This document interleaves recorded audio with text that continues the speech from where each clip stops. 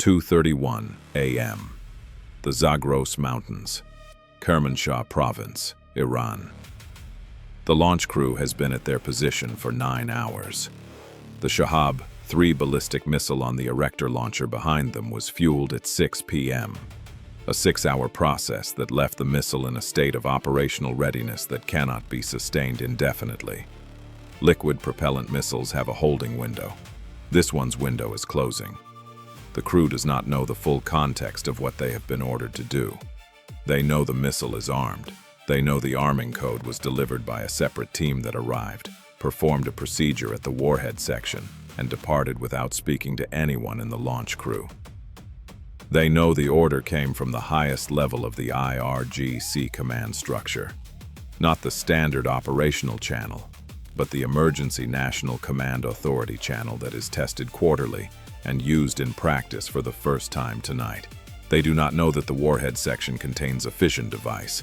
They do not know that the separate team that performed the arming procedure were personnel from Iran's AMAD program, the nuclear weaponization research program that the IAEA has been investigating since 2003 and that Iran has officially denied exists since 2004. They do not need to know. Their order is to launch when the clock reaches 0. The clock reaches 0 at 2:31 a.m. The Shahab-3 ignites. The plume is visible from 40 kilometers. The liquid propellant, unsymmetrical dimethylhydrazine oxidized by nitrogen tetroxide, produces a distinctive dark orange exhaust signature different from the solid fuel missiles the U.S. satellites have been tracking across Iranian launch sites for years. The SBIRS geosynchronous satellite registers the thermal signature at 2:31 a.m., 7 seconds from ignition to satellite detection. The processing algorithm classifies the launch in 2.1 seconds, single ballistic launch /Shahab-3, profile/origin, Kermanshah Province /trajectory, analysis pending. Trajectory analysis takes 4 more seconds. The Shahab-3's boost phase places it on a lofted trajectory, not the standard depressed trajectory of a conventional strike, which would arrive faster, but with less accuracy. A lofted trajectory sacrifices speed for range and altitude. The trajectory analysis completes at 2:31 a.m., 22 seconds after ignition. The computed impact point, the northern suburbs of Tel Aviv. The computed time of flight, 18 minutes and 44 seconds. At 2:31 a.m., 18 minutes and 44 seconds before a nuclear device would detonate in the most densely populated urban area in Israel. Every system designed to stop it was already activating. The alert reached the Israeli Air Defense Command at 2:31 a.m., 1 second after the trajectory analysis completed. It reached the U.S. CENTCOM duty officer at 2:31 a.m. It reached the White House Situation Room at 2:31 a.m. 5 seconds between CENTCOM and the White House. In those 5 seconds, the trajectory analysis had already been processed, the impact point computed, the time of flight calculated, and the defensive engagement sequence was beginning without waiting for any additional authorization. The engagement authorities had been pre-delegated. Pre-delegation means the system does not wait. It acts. The first layer, Arrow-3. The Arrow-3 is an exo-atmospheric interceptor. It engages ballistic missiles outside the atmosphere in the space environment above 100 kilometers altitude. At that altitude, there is no air drag, no weather, no acoustic signal. Only geometry, velocity, and a kinetic interceptor that must arrive at the same point in space at the same time as its target. The Arrow-3's engagement window against a Shahab-3 on a lofted trajectory opens approximately 3 minutes after launch, when the missile's boost phase ends and the trajectory becomes predictable. At 2:34 a.m., 3 minutes after launch, the first Arrow-3 interceptor launched from the Palmachim Air Base south of Tel Aviv. Not 1, 3. The Arrow-3 battery had been at maximum readiness for 11 days, following intelligence indicators that had assessed a strategic ballistic missile launch as elevated probability within a 30-day window. The intelligence indicators had been accurate.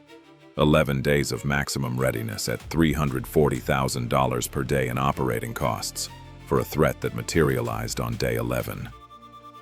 3 Arrow-3 interceptors, 3 separate engagement geometries, each targeting the Shahab-3 at a different point in its exo-atmospheric trajectory, creating a layered probability of intercept rather than a single engagement attempt. The first Arrow-3 was assigned the primary intercept point, 280 kilometers altitude, 680 kilometers from Tel Aviv, over the northern Arabian desert.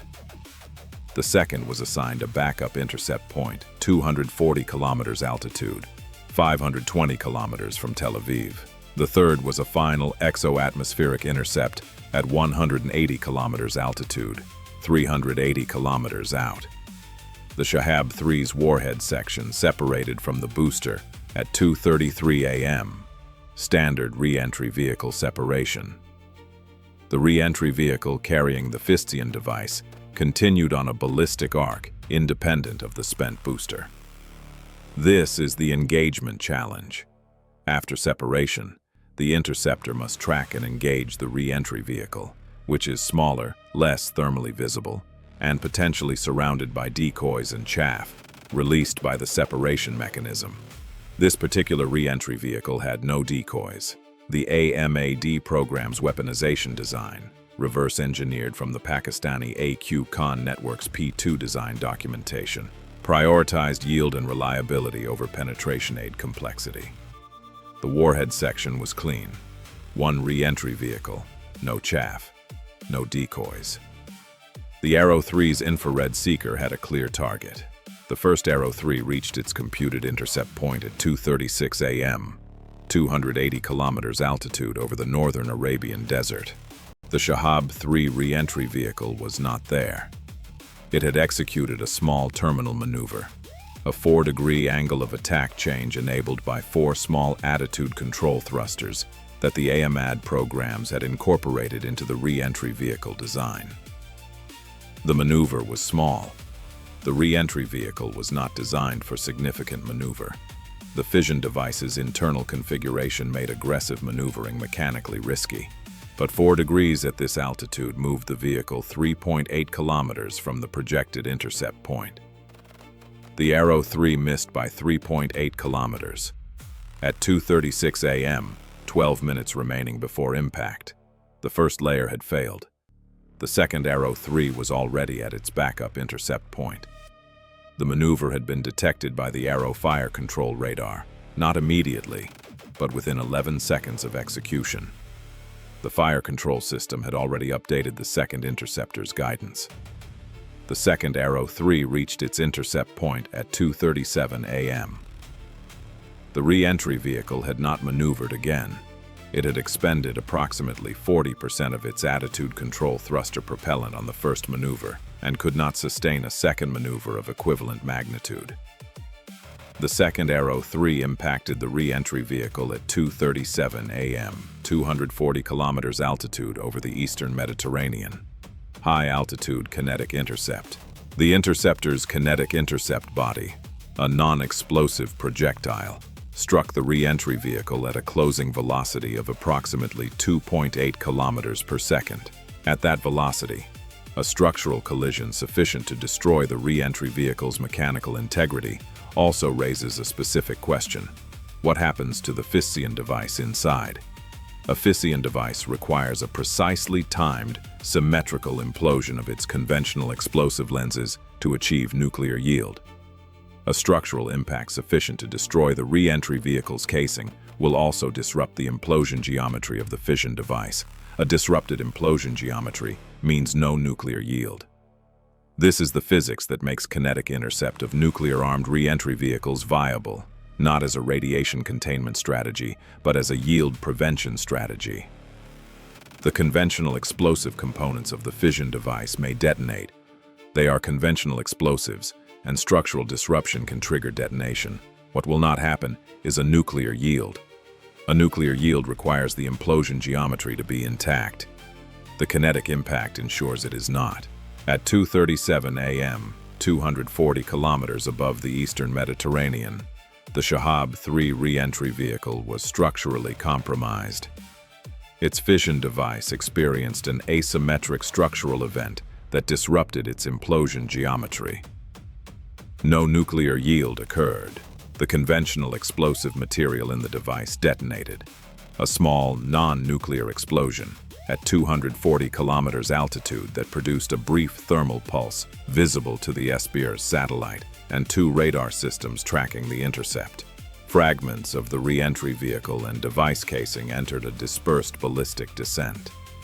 The debris field would impact the eastern Mediterranean over a 340-kilometer dispersal pattern. No landmass in the debris path. At 2:37 a.m., 6 minutes after launch and 12 minutes before the weapon would have impacted Tel Aviv, the intercept was confirmed. This was the closest call in the history of missile defense. A single nuclear-armed re-entry vehicle that defeated the first Arrow-3 intercept through a 4-degree attitude control maneuver that moved it 3.8 kilometers from the projected impact point, 12 minutes remaining. A second Arrow-3 that had updated its guidance in 11 seconds. A second intercept window that existed because of the layered engagement geometry. Multiple interceptors at multiple points, not a single engagement attempt. 3.8 kilometers. That was the gap between the first Arrow-3's projected intercept and the re-entry vehicle's actual position.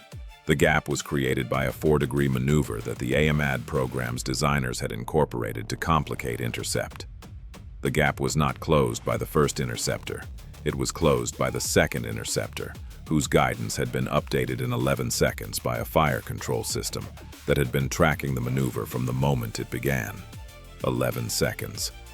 The processing time that determined whether the second interceptor had an updated solution before it reached its intercept point.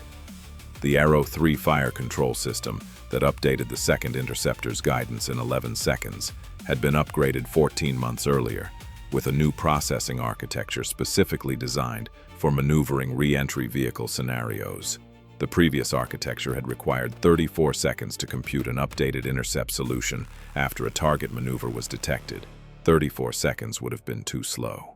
The updated guidance would have reached the second interceptor after it had already passed through the original intercept point. The new architecture, 11 seconds, provided the update while the interceptor still had trajectory correction capability.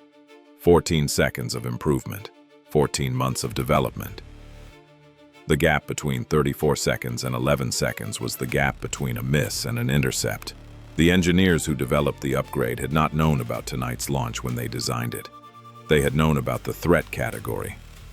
The category was a maneuvering re-entry vehicle on a lofted trajectory with a 3 to 4 degree attitude control capability. The design requirement was compute an updated intercept solution in under 15 seconds after maneuver detection. They had achieved 11. The third Arrow-3, assigned to the final exo-atmospheric backup intercept, was stood down at 2:37 a.m. when the second intercept was confirmed. The third interceptor descended on a safe disposal trajectory over the Mediterranean. At 2:31 a.m., the U.S. response had activated simultaneously with the Israeli intercept sequence. CENTCOM's pre-positioned assets, 4 F-35A sorties at Al Udeid and 2 B-2 Spirit bombers on rotational alert at Diego Garcia, received their strike packages at 2:32 a.m., 1 minute after the Shahab-3 launch was confirmed. The strike packages were not planned in response to this launch. They were planned in response to any Iranian strategic ballistic missile launch, pre-planned, preloaded, pre-positioned. The trigger was the launch. The packages had been ready for 14 months. The CENTCOM duty commander, who activated Operation Final Account at 2:34 a.m., had been in his position for 4 hours and 12 minutes when the S-by-R's alert arrived. He had run the Iran strategic launch contingency and tabletop exercises 9 times in the previous 18 months. He had briefed the pre-delegation framework to the National Security Council 4 months earlier. When the alert arrived at 2:31 a.m., his first action was not to consult anyone. His first action was to authenticate the alert, a 2-factor verification process that took 11 seconds. His second action was to transmit the final account execute order. The time between alert receipt and execute order transmission, 41 seconds. 41 seconds from a Shahab-3 nuclear launch to the U.S. counterstrike authorization transmission. The pre-delegation framework had been built for exactly this number. The intelligence community's assessment was that any Iranian nuclear launch would require a U.S. response authorization within 90 seconds to allow the counterstrike packages to reach Iranian targets while the launch infrastructure was still in its most vulnerable post-launch configuration. 41 seconds. Well within the window. Operation Final Account was authorized at 2:34 a.m., 3 minutes after the launch. 30 seconds after the trajectory analysis confirmed Tel Aviv as the target. Presidential authority, granted through the pre-delegated authority framework that had been established specifically for the Iran nuclear launch contingency. 3 minutes from launch to full operational authorization. The pre-delegation framework had reduced the authorization timeline from what would otherwise have been 14 to 22 minutes of executive consultation to 3 minutes of confirmation. The strike packages, the Shahab-3's launch site and its associated support infrastructure, the IRGC strategic command node that had transmitted the launch authorization, the AMAD program's weaponization facility that had produced the device, and 14 additional IRGC missile sites assessed as holding Shahab-3 or EMOD missiles that could carry a second nuclear device if one existed. The Shahab-3 launch site received its first JASSMER at 03:44 a.m., 73 minutes after the launch. The launcher vehicle was still at the site. The launch crew was still there. They had been told to remain for post-launch assessment. The JASSMER impacted the launcher vehicle. The launch crew, who had been at the site for 9 hours and who did not know what they had launched, were in their crew shelter 80 meters from the launcher. The shelter absorbed the fragmentation from the JASSMER impact. No one in the crew shelter was injured. The launcher vehicle was rendered non-operational. This is documented in the final account strike assessment. It is documented because it was a deliberate targeting decision. The launcher vehicle was the target, not the crew shelter. The weapons officer who approved the targeting geometry had specifically validated that the JASSM-ER's fragmentation pattern at the assigned impact point would not reach the shelter at 80 meters. She was correct. The AMAD weaponization facility, located in a mountain complex in the Parchin area south of Tehran, whose existence the IAEA had been attempting to investigate since 2012, received 4 GBU-57 massive ordnance penetrators from 2 B-2 Spirit bombers at 4:07 a.m. The facility was 40 meters underground. The GBU-57 was designed for exactly this depth class. 2 penetrators per bomber, sequenced. First opens the channel, second follows to detonation depth. The seismographs at the CTBTO station in Mashhad registered 2.9 and 3.3 magnitude events at 4:07 a.m. and 4:07 a.m. respectively. The events were separated by 8 seconds. Their signatures were characteristic of paired subsurface detonations, not natural seismic activity. The AMAD facility ceased to function as a productive structure. The IRGC strategic command node, the facility that had transmitted the launch authorization through the Emergency National Command Authority channel, received Tomahawk Block 5 from USS Gravely in the Red Sea at 3:51 a.m. 3 impacts on the command building, the communications array, and the backup power infrastructure. The facility was non-operational by 3:52 a.m. Of 14 additional IRGC missile sites, 11 confirmed neutralized by JASSMER and Tomahawk packages between 3:44 and 4:19 a.m. 3 in hardened tunnel complexes, requiring reassessment for second-wave engagement. From the Shahab-3 launch at 2:31 a.m. to the last final account munition impact at 4:19 a.m., 1 hour and 48 minutes. Arrow-3 interceptors launched. 3. First intercept. Miss by 3.8 kilometers due to 4-degree re-entry vehicle maneuver. Second intercept. Confirmed. at 240 kilometers altitude over the eastern Mediterranean, 12 minutes before projected impact. Third interceptor stood down. Nuclear yield, 0.